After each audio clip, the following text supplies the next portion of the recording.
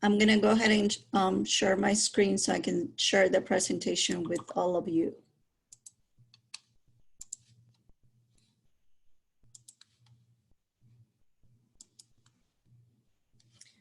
So once again, welcome. My name is Rosa Villegas. I'm one of the educational advisors in the International Student Center at PCC. Today's workshop is about optional practical training, OPT for short. And obviously today's date and the time. So thank you for your time. Please feel free to type your questions and we will do our best to answer them at the very end of the presentation. My objectives today during this presentation is that you learn about what is OPT, the types of OPT offer for international students, OPT eligibility, OPT rules and regulations, the OPT timeline, and probably what all of you will be interested in learning is how to apply for OPT, the responsibilities during OPT, travel during OPT, and what happens after the OPT period ends, as well as I will be sharing a few resources that I believe will be helpful if you are considering applying for OPT.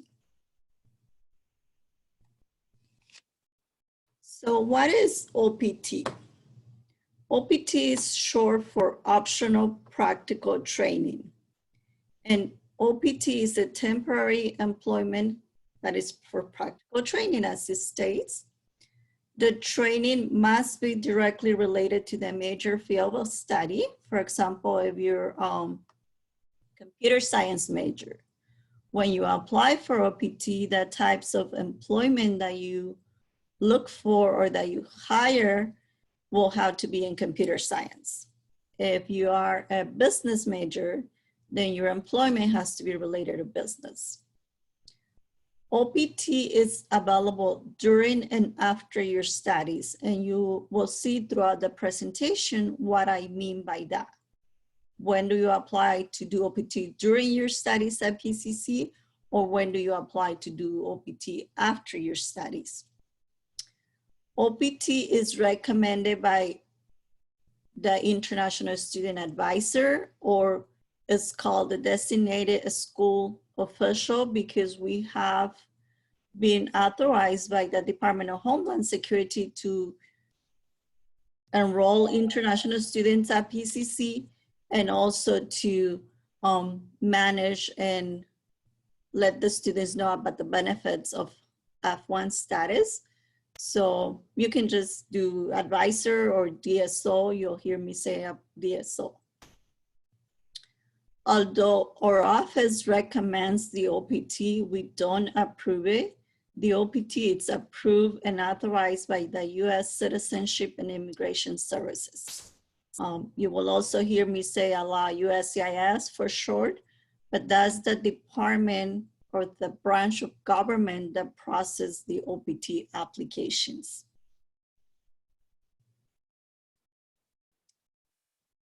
There are different types of OPT. There is something called pre-completion OPT.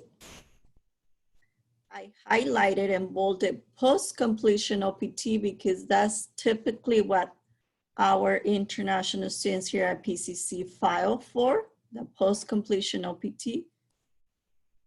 STEM extension.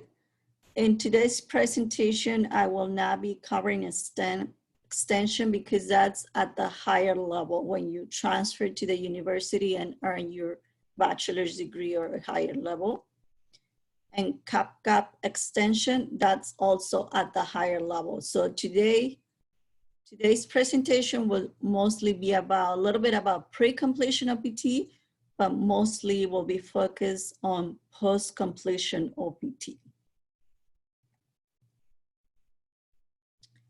So there are some similarities and some differences between pre-completion and post-completion OPT. The similarities are that training must be in the field of study. You do not need a job to apply for OPT. OPT is recommended by the ISC advisor, but authorized and approved by USCIS. If you have completed OPT at a higher degree level, you will not be eligible to apply again at the associate level. That means, for example, you completed your bachelor program and you apply and were granted OPT at the bachelor level, but then you changed careers and you came to PCC to earn an associate degree in a different major. Although you're earning a degree, unfortunately, you will not be able to apply for OPT again. So what it means is that you have to be moving up. You complete your associate degree, you file for OPT, you transfer to the university, earn your bachelor's, and then you apply for OPT again. So it's moving up per degree. The employment that you find, it can be paid employment, unpaid, multiple employers, short-term jobs, self-employed business owner, or employment through an agency. And as long as all the jobs or the type of employment that you do is related to your major, then you're fulfilling your regulation regarding OPT.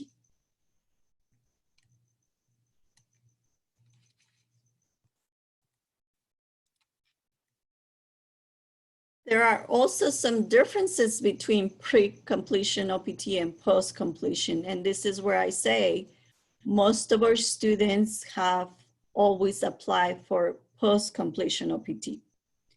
So pre-completion OPT, you can apply 90 days before your 1 year requirement. So for example, you need to be in status for 1 year, fall or spring. As long as you're completing your 1 year, for example, this fall, you're still, you are eligible to apply now. Post-completion OPT, you have to apply 90 days before your graduation date, meaning the last day of the semester. In this case, fall 2020 ends December 13th. The period for applying, it's already open. Pre-completion, you can work during your studies, but you also have to maintain your full-time enrollment. So that will be something that you want to consider. Do you want to work while you're studying full-time, or will you rather do it after you graduate and you can focus on working and not taking classes? Pre-completion, you have to, again, once you're approved, you can only work part-time because you are required to maintain your full-time enrollment. If you apply for post-completion OPT, you will work full-time, 20 hours or more, because you're changing from being a full-time student to now working full-time. During pre-completion OPT, there are no unemployment restrictions. However, when you're applying for post-completion OPT, you'll have maximum of 90 days of unemployment. And I will explain a little bit more about it, what that means in the few slides later. I do have to caution you and remind you that if you apply and get approved for pre-completion OPT, the time that you do in pre-completion will be counted against your post-completion OPT 1 year. So for example, if you apply for pre-completion OPT for 1 year, you work part-time, although you work 12 months, when it's counted against your post-completion OPT, it will be 6 months. So then you'll only have 6 months remaining of your post-completion OPT. So if you actually want to work a whole year full-time, then you can think about it and consider your situation, see what's better. Do you want to work and study, or do you want to save all your time, the complete year after you graduate?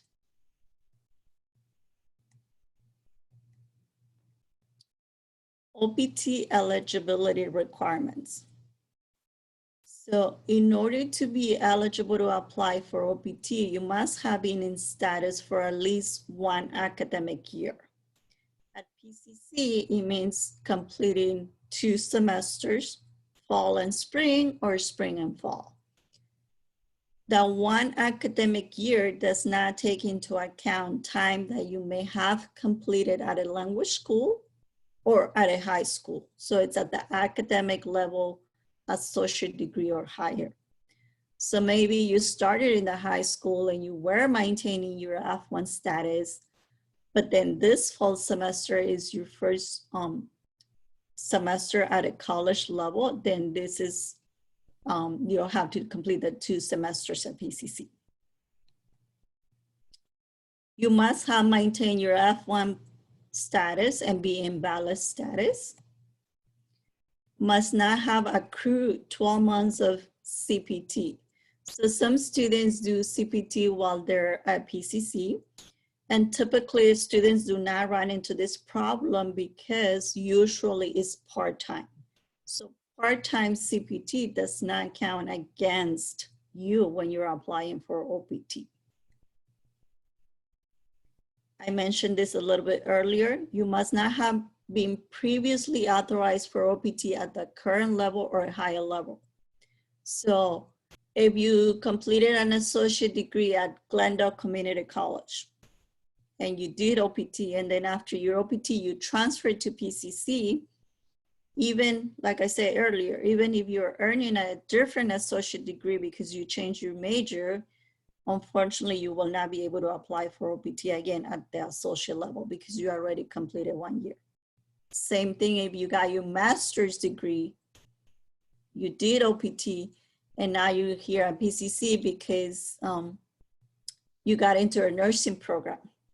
So although you're completing an associate degree in nursing, you won't be able to do OPT again unless you move up to do your PhD degree. And you must not have been previously authorized for OPT at the current level. We already talked about that. Post-completion OPT, you must be earning an associate degree. So some students are finishing classes and they come in and ask, hey, I finished all my transfer requirements, but the school didn't admit me for this semester. Can I do OPT while I wait to reapply to the university? My recommendation will be go meet with an academic counselor, see if you actually do have your degree requirements for the associate degree, because you may not know, and you do have your requirements for the associate degree. So for post-completion OPT, you must be earning the associate degree. OPT rules and regulations. OPT is a benefit for F1 students, but there are rules and regulations attached to it. Your work must be directly related to your field of study. If when you're applying, and this happens sometimes when students apply late during their grace period has ended and they still haven't received approval from USCIS, you're still eligible to stay in the US and maintain your status until you hear the response from USCIS. However, you cannot work until you actually get the employment authorization card. So you're eligible to stay in the US, but you cannot do any type of employment, even student worker at PCC. The employment on campus ends on the last day of the semester if you're applying for OPT. Post-completion OPT must be at least 20 hours per week because it's considered full-time. During COVID-19, during this time, the government has changed it a little bit. So even though you are employed, but perhaps your company is not giving you the full-time or more than 20 hours, you're still considered to be maintaining status, even though maybe you're only working 10 hours per week. But this is only during COVID-19. This is an exception. So now let's talk about post-completion filing period. I created a little diagram to see if it helps you better understand what the timelines and periods that I've been talking a lot about it. I'm gonna focus in the fall semester. So this is our fall semester.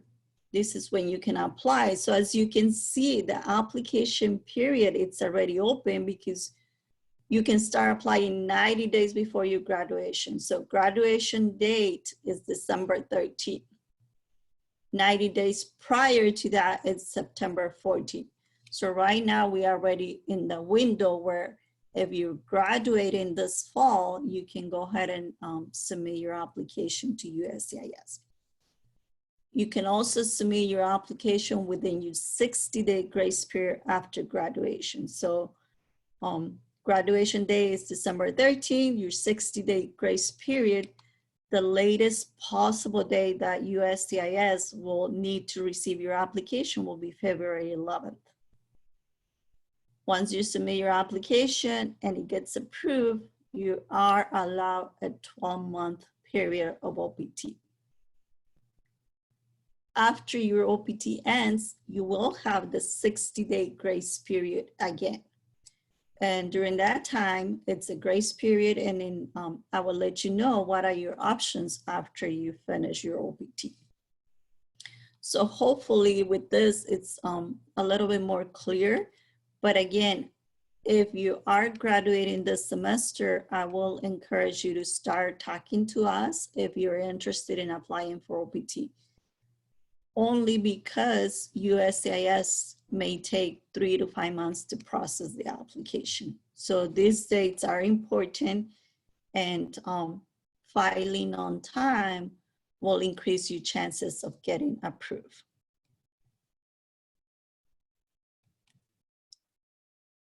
How do you apply for post-completion OPT?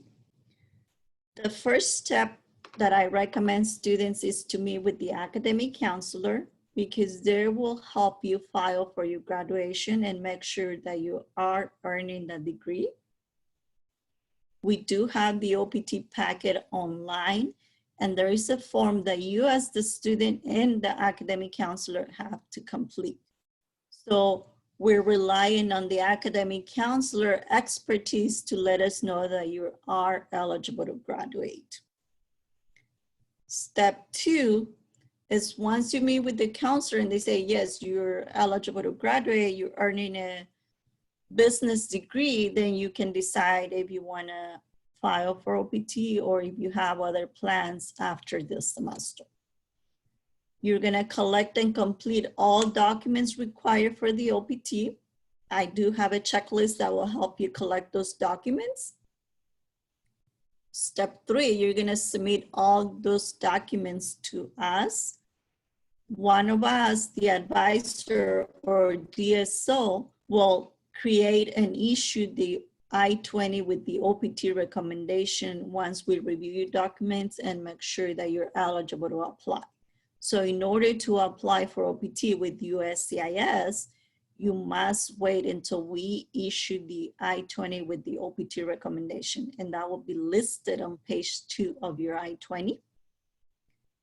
Once you receive the I-20 from our office, you can put your packet together and you're going to be ready to mail it to USCIS. As I mentioned earlier, make sure you're planning ahead. Our office usually may take up to 10 business days to create and issue your I-20. Plus, us working from home, we will have to mail the I-20 to you first before you complete your packet and mail it to USCIS. So think about it, because that might be an extra day or 2 before you receive your I-20 once we create it. USCIS takes 3 to 5 months to process, and unfortunately that's out of our control. We can't control how long USCIS may take. Especially now during COVID-19, many they were closed for a while and then they came back to work and they're processing. I know they're processing because I have been receiving approval notices for a few of our students that graduated in spring. So it is taking a little bit longer. I will strongly recommend that if you're seriously considering applying for OPT, that you perhaps want to start thinking about it and collecting all your documents now. Once USCIS processes your application, you're gonna receive the work authorization. So that's what we're looking for. Make sure you get approved. If they approve you, sometimes they'll give you the time that we requested, or it may be changed. So you'll have to look at your employment authorization card for the start and end date of OPT so that you can begin your employment. Please do not start working without being authorized and without having your effective date on the authorization card. So if you apply early and everything, the whole process was smoothly, and you receive your work authorization maybe next month in October or December, November, but you requested a later date thinking that you don't wanna start working right after you finish graduation in December because you want to spend time with your family during the holidays, and you request an early date to start work in January. Although you receive your card, if you requested a start date in January, you will not be able to work until January. And so that time could be used to start looking for employment or search out companies. If you didn't apply earlier because you didn't know if you wanted to do it before you have the authorization, then you can wait until you get your authorization, look for employment. That way you know for sure that you're being approved and that you have an effective date. You can tell the company, I'm being approved, here's my card. I can start working January 10th, for example. So that will be something that you can do. So applying early is always good, because if you apply early and you get approved, it gives you a little bit more time to work on finding a job. Something to remember about your OPT application. So again, based on the previous timeline, you notice that you can apply 90 days prior to your graduation date. I will remind you again, we are already in the open filing period if you're graduating this fall. Your application must be received by USCIS by the end of the 60-day grace period. So make sure you don't pass the 60-day grace period.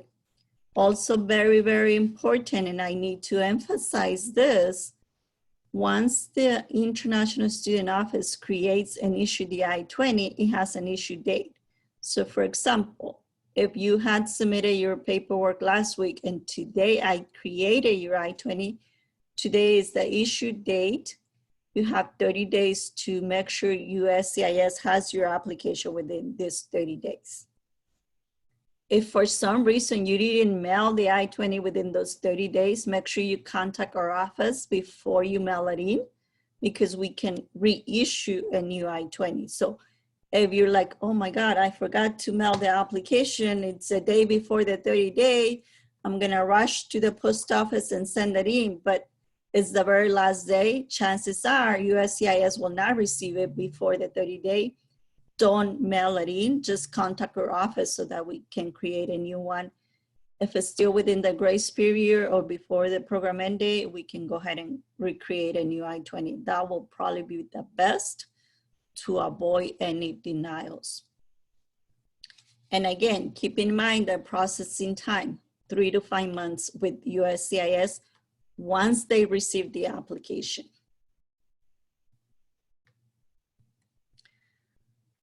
I mentioned early, there's quite a few documents that you need to collect. Don't be scared by the long list. The list seems long, but they just immigration documents that you have or an application. So the first is the form called G1145. This is a one-page form, and it all asks is for your name and contact information. This is not required, but I strongly recommend it personally, because as soon as you mail your application and USCIS receives it, you're gonna get an email or a text saying, we have your application. That way you have peace of mind that they receive your application. So again, not required, but I do strongly recommend it because I have students saying, hey, I mailed my application and I got the text that they say they have it. Then that way you know it's just waiting for them to process, but at least you know it didn't get lost in the mail. For those of you considering applying for OPT, right now the filing fee is $410. However, next month it's gonna go up to $550. I will really encourage you, if you're considering it, perhaps you will need to file soon if you wanna save yourself $100 plus. That's a little bit of an increase. It does happen occasionally, so again, that's out of our control. That's not a fee that comes to PCC. It does not come to the international office. It's to USCIS. 2 recent passport photos. Make sure you get them like within the time you're applying. Don't use old photos from before. They have to be recent. The Form I-765 is the actual application to request employment in the US with your F1 status. So make sure, again, this is something that I strongly recommend. Go to the official government website. Don't Google for the form because there are many different versions out there. And if you file with the wrong version, that is not the most current one, they will deny the application most likely. So always go to the government web page. Again, the rest of the documents are pretty much copies that you can easily collect. Copy of your I-94. Once you submit your application, I mentioned we create an OPT I-20. So that's gonna be part of your application. Copies of all your I-20s issued to you in the past. Sometimes students struggle with this because once they receive a new I-20, they throw away the old one. So please do not ever throw away any I-20. Always keep all of your I-20s, even from previous schools if you transfer to PCC, because in the future, whenever you're applying to whenever you're submitting an application to USCIS for anything, most likely they're gonna ask you for copies of your I-20s. So never throw them away. If for some reason right now you're thinking, oh my God, I don't have my first I-20 from PCC, don't panic too much. I haven't seen problems with it, but it's strongly recommended that you have all of them, especially if you had done CPT in the past, because USCIS wants to know how many days do you use of CPT, or if it was full-time or part-time. So just be mindful of that. Don't panic if you don't have all of them. Some of the students I have helped, they have sent their application even if they were missing one I-20 and they had no problems. Can't guarantee there won't be any problems, but at least what I recommend sometimes the students, if it makes them feel more comfortable, it's like, because if they transfer to PCC from a high school, they're like, I don't know where my high school's I-20 is. I usually say, well, if you want, you can write a statement and include it in place of the I-20.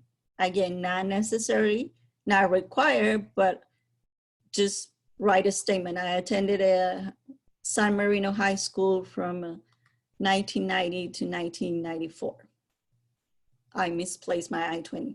That way they know you're not hiding anything. But even if you don't put the statement, again, so far, thank God, I haven't seen any problems. Copy of your passport. Make sure your passport is valid 6 months into the future. So that's really important. Copy of the admission stamp on your passport. So when you first enter the US, the officer stamp your passport. Sometimes, again, the students may not have it, no big deal. But if you have it, make sure you make a copy of it. Copy of your F1 visa. If your F1 visa is already expired, that's okay because you can still legally stay in the US with the expired visa. and you cannot renew it in the US. So that's okay, because as you ticket to enter the US, you already use it. If it's expired, no big deal. And if you ever had approved employment and you have an EAD card, make sure you include a copy of it. And last, you need the recommendation from the counselor. That's not required by USCIS, but it's helpful for us because we as the advisors will know that you are earning your degree, and that has important information that we need to create your I-20. How do you pay for your OPT application? The most commonly used is a check or money order, and it's actually what I recommend. You can also pay with credit card, but credit card, first of all, you put in your credit card information in a form that you're sending by mail. We have seen other schools, I have heard they have problems when their students are paying with credit card. Sometimes the credit cards have a limit and they cannot charge large amounts, even though $410 may not seem like a large amount. Some credit cards do have a limit, or if it's like something not usual that you do, they may decline the transaction. The USCIS may reject your application, and they have the option of returning it back or completely denying your application because there was not funds to pay for your application. So check seems to be the most effective way, but you do have the option of paying by credit card. Just make sure you complete the form. Remember, you should never mail cash, so check or money order or credit card. Some of the documents that you will need for your application, as I mentioned, is the I-94. That's how it looks like. And I circle the I-94 number because that number is going to be used in the I-765 form, the application for employment. And also you will need the most recent entry date right below.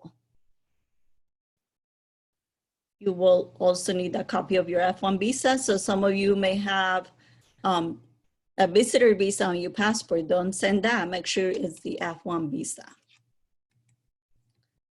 I mentioned the I-20, so major, it's very important. If you look at your I-20 and it has the wrong major, for example, some students come in and say, hey, I'm graduating and I'm earning a degree in business. I look at the I-20 and they have nursing. I'm like, oh, did you change your major? And they're like, yeah, I changed it like the second semester I was here. Remember, you're required to report any changes. So that major that shows on your I-20, it's very important because this is what we're asking the government. You're earning a degree in fine arts, your OPT needs to be in fine arts. If it's different, we will change it and make sure it's that degree that you're earning this semester when you're graduating. Also, I mentioned that USCIS has to receive your I-20 within 30 days. We're referring to this date. Again, if for some reason you delay mailing the application, make sure you contact us before you mail it in, so we issue a new one with a new date. How to complete your Form I-65. So this is the form that is the application for employment. It's a government form, it's not a PCC form. Again, I strongly recommend that you download the form directly from the website. I purposely type in the entire link so that you know where to go. The website also has instructions on how to fill out the form. Make sure you answer all of the questions. If some information does not apply to you, type in NA. It's recommended that you write or type the form. I will say type it in because it's clean, it's neat, and easy to read. And before you mail it in, and very important, is that you print and sign the form. So you'll see, because I'm gonna show you the form. When you complete in the form, don't just type your name in the signature box. It has to be your actual signature. So Make sure you save in your form if you're working a little bit at a time on the form. And once you finish completing it, print it and then sign it. So not type signature. It has to be your signature with black ink. And now we get to the I-765, which is the application for employment. This form is used for other types of individuals who are eligible to apply for employment in the US.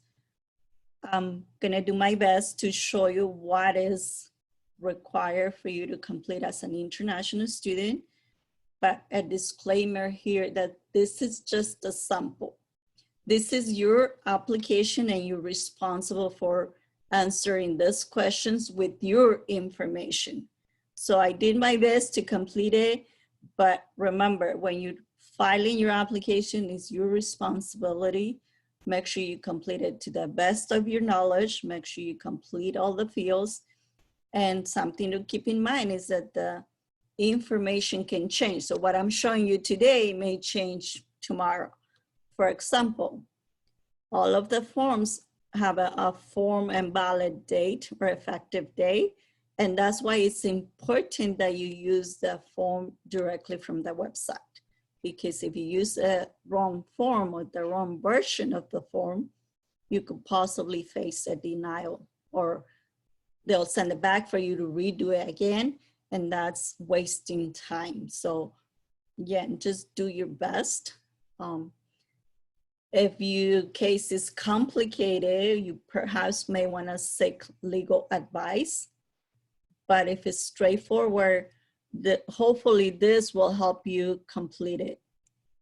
So this application is 7 pages. I'm gonna go through it probably rather quickly because we still have a lot of information to cover. But as we said earlier, we're recording the presentation, and we also gonna send you the presentation after probably tomorrow. So for most people, for most students, this is the first time they're applying for employment. So you're gonna check the box. Make sure you're using your legal name. I know right now you're using your American name, but this is a legal document. Make sure you use the legal name as it shows on your passport. And I said earlier, if questions don't apply to you, based on the instructions from the website, it says to put NA. So if you never use any other names, perhaps you want to do all NAs on this. And that's why I circle it red, because typically students don't have anything in that area. Page 2. So this is where they want to know, where do you live, or what's your mailing address so you can receive your documents. Some students feel that perhaps where they're living might not be a secure place to get mail, so they'll put a friend's or relative address. Make sure you fill in the name if that's the case.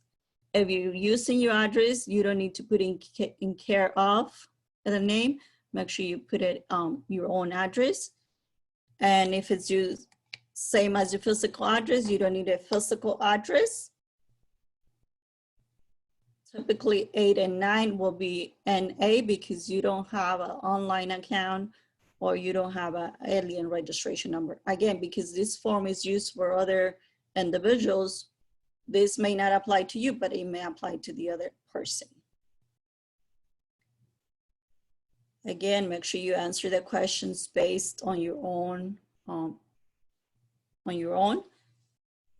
If you already have a social security number, you don't need to apply for a new one. But if you don't, because you have never worked in the US or you have never had the chance to apply for a social security number, I will strongly recommend that you request your social security number through this application. Otherwise, it will take longer because you have to wait to get approved for employment.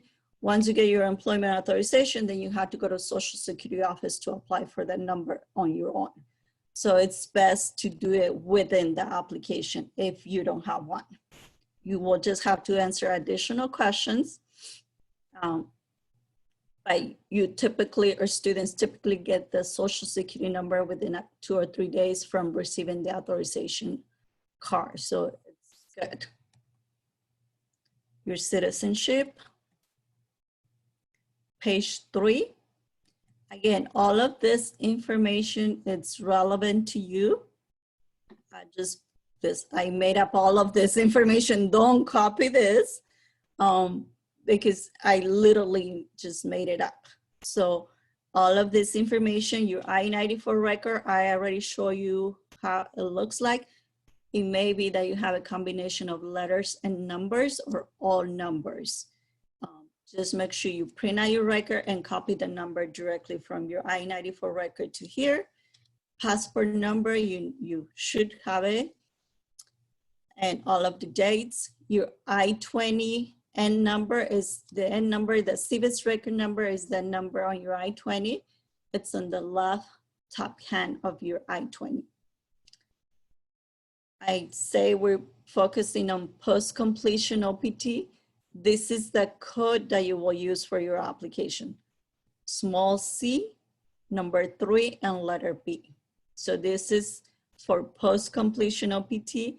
If you are applying for any other type of employment, make sure you see us before you complete this form because it will be a different code. The rest of the questions will not apply because you are applying for this type of employment. Same thing, if the information is not relevant or applicable to you, you're gonna put NA. You do have to answer these 2 questions that I'm all aware of. And again, I'm only answering the questions that I typically seen with the students that I have helped, but there may be other information that is applicable to you. So just make sure you answer it. Make sure you have a valid phone number because again, when you first apply, they may send you a text or the email saying that they received your application. This is the signature box. Some students will send it to me with the type name and I have to remind them before you mail it in, make sure you print it and sign it. So make sure you do not type your signature. It's applicant signature. You have to print and sign and make sure you date your application. So if you send your application without a signature, they will send it back. I have seen that happen. And again, the rest of the page may not be applicable to you. Make sure you type NA.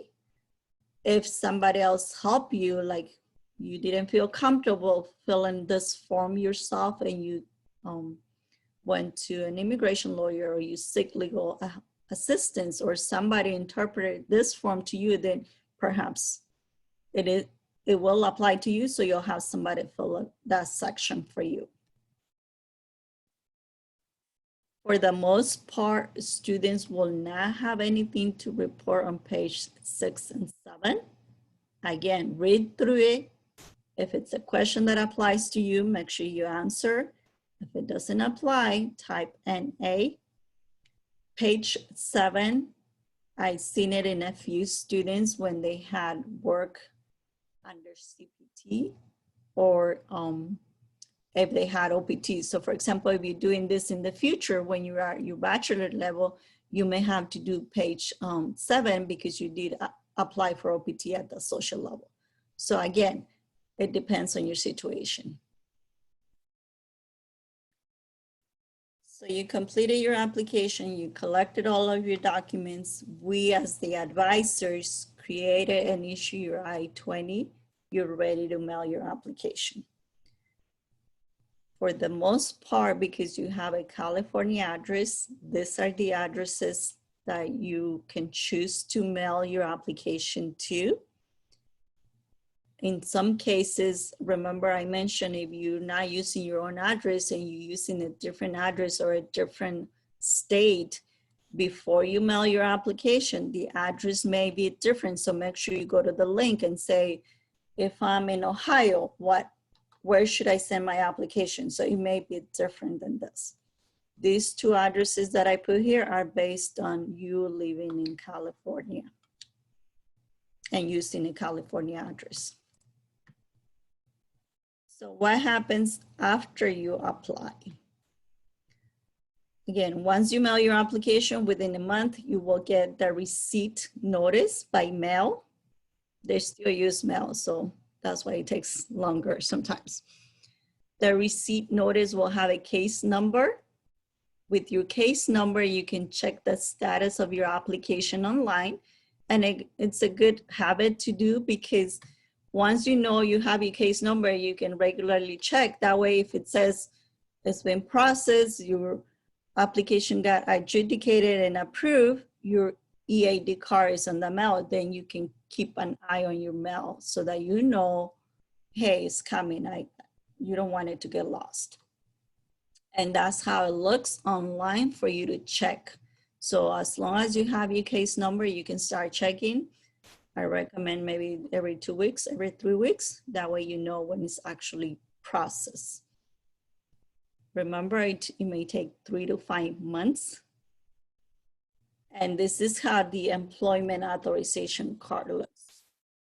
My recommendation is as soon as you receive the card, look for all your relevant information, your name, make sure it's spelled out correctly, that there are no typos on your name. This is where it will show you card number, post-completion OPT, and these are the dates that I'm referring to that are very important. It will have a valid date and an end date. So you always keep in mind these dates because this is the time that you're authorized to work. You cannot start earlier because you got your card earlier, and you cannot work past that day because then you will be doing unlawful employment because your authorization ended. So keep an eye because this is how the card looks like, and make sure you check all your information. Although F1 is employment OPT is a benefit, again, there are responsibilities with it. Health insurance during OPT is optional, but if you plan to enroll, make sure you do it within 30 days. Especially right now during COVID-19, I will probably say it's worth paying for the insurance, but it's your choice. And this is the first time that our insurance company open up the online system so you can actually enroll online. So you don't have to complete the form and mail it to them. You can actually do it in a couple of minutes online. You will also have to file taxes. That's just a US requirement. If you earn money, you have to file for taxes. Unfortunately, our office does not help with that, but we did offer taxes workshops. And you can always consult with a professional. Make sure that when you do go into a professional that they know the non-resident filing form because it's different than resident or citizenship. Don't do the, what is it called? I can't think of. TurboTax. Those forms are not for international students. Just watch our recorded video from last year and you'll see, or early this year, we have a recorded video. Other responsibilities is that because you are approved for employment, you're required to create a portal account. And the portal account, you're gonna report your employment. And remember, I talked a little bit about earlier, during post-completion OPT, you cannot accrue more than 90 days based on your start date on the card. So for the entire 12 month of OPT, you cannot have more than 90 days of unemployment. If you think that will be a problem or you're an OPT and you're reaching 80 days, close to the 90 days, just make sure you come talk to us so we can see what options you have. And all the types of employment must be related to your field. The SCB portal, in order for you to create it, you need a link, and the link is going to be sent to you via email once your OPT is approved and the first day OPT is reached. This is a valid email address. So this is where you get your email from, not from PCC. And make sure you create your account, make sure you save your password because you're gonna be using that account throughout the entire year. You're gonna enter all of your employer's information. For example, if you work for 2 different companies, because you're allowed to do that, make sure you enter the 2 companies. Something very, very important, never delete any employment information that you reported. You'll notice that there's a start date and an end date. If you finish working for one company today, just put the end date of today. Don't delete it because that's your history that you work for that company. So just continue adding other companies. Make sure you put a start and end date, never delete. I talked about employment already, must be 20 hours or more. During COVID-19, during this period, the government has authorized that if you work less than 20 hours, you're still maintaining your F1 status. Have multiple jobs, as long as they're all related to your field of study. So business major, all jobs have to be related to business. Travel during OPT. So remember, you're approved for OPT, you're still considered an F1 student. You still have all the requirements for traveling. In addition to having your F1 visa, your passport, something to keep in mind is that there's a difference. Now your travel signature is only valid for 6 months instead of a year. So if you do travel a lot because your company is sending you to travel overseas, make sure your travel signature is valid and make sure you have your EAD card with you because you will need it to enter since you are in OPT now. Also not required, but I do recommend it. Make sure you have a letter from the company saying that you are required or that the company give you permission to travel or that you have your job secure when you're returning to the US. Some students want to travel while their OPT is pending because it's taking so long and they're anxious to go visit their family. You can go ahead and do it, but we don't recommend it, especially right now, because you never know if their travel bans are going to be put in place for your country. If something was to happen and you don't have a job, it's more risky to travel if your OPT's application is still pending. Also, let's say they do approve your application and they send you your EAD card, but you're already overseas. You need the card to come back into the US. So you'll have to, again, if you must travel outside the US, just take that into account. We do not recommend it. Traveling inside the US, no problem. You can do it as normal. What happens after my OPT ends? I mentioned earlier, from the last day of your employment on the card, you will have, again, your 60-day grace period. During that grace period, you have the option to transfer out to another school in the US. So if you're gonna go to earn your bachelor's degree, this is the time for you to transfer. You only have 60 days. So make sure you submit your request to our office. If you're not going to continue your education in the US, you will have the 60 days to prepare and make arrangements so that you can leave the US within that grace period. If you need to take care of your apartment or your lease, or if you have a car and you need to sell it, then you have 2 months basically. Or if you are changing status, if you somehow found a way to change to a different status, then you do have those 2 months. These are some resources that I thought will be helpful. Freeman Career Center will help you. I think I mentioned earlier on other workshops, if you need to create your resume, if you need to practice for interview techniques, If you need to like say, well, I'm a computer science major, what kind of jobs can I do? They can help you with that. Also remember, we are here to support you. So academic counselors, you'll need to meet with them to file for your graduation and get the OPT recommendation. And then you need to meet with us to submit your request, or if you have questions, because I know this is a lot of information and you may have questions after this. So we welcome you to make an appointment with us if you have specific questions, or if something was not clear on this presentation. Remember, we are here to support you. A counselor shared this link before and I thought it was helpful, so you can compare your major with your occupation or vice versa, so you know what kind of jobs you can look for in your major.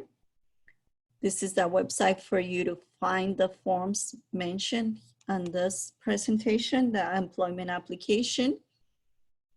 And also if you want to learn more about the rules of employment or how to create your SCB portal, Study in the States have a lot of videos or blogs that could be useful. This concludes my presentation. I know I went over it because it's a lot of information. I tried to do my best to stay within time, but it is quite a lot. So if you have questions, and if you still have time to stay with us, we'll be happy to take your questions. And also just make sure you stay in touch. Remember, we are always here, even though we're not physically on campus. You can leave us a phone message. You can email us, or you can visit our website. You can also follow us on social media, and we'll find a way to be in touch with you. If you have questions, you can email me directly.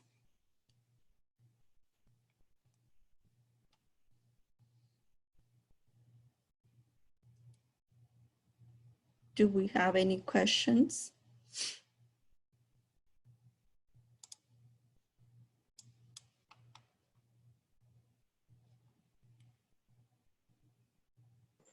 Did you see Biho's question, Rosa? How can I find a job? So I mentioned the Freeman Career Center. There will be, I will probably say you can start there. You can also talk to your instructors and see if, because they're the ones in the field. So they might be able to offer you some resources. But I would strongly recommend the Freeman Career Center.